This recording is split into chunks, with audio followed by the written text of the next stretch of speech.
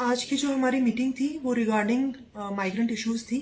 आज हमने एक डिटेल मीटिंग ली, सारे डिपार्टमेंट्स को बुलाया और उनसे डिस्कस किया कि जो हमारी माइग्रेंट कॉलोनीज़ में इश्यूज़ आ रहे हैं, चाहे वो बिजली के, पानी के, बाकी रेजिडेंशियल अकोमोडेशन के जो इश्यूज़ हैं उनको किस तरह से रिजॉल्व किया जाए और जल्द से जल्द उनकी इन इश्यूज़ पे काम हम कर रहे हैं। जो उनके बाकी इश्यूज़ हैं जैसे कि अनसेफ एरिया से सेफ़ एरियाज़ में ट्रांसफ़र के हो गए या बाकी जगहों पे रेजिडेंशियल अकोमोडेशंस के हो गए, उनके बारे में भी हमने डिस्कस किया कि उन चीज़ों पे भी जल्द से जल्द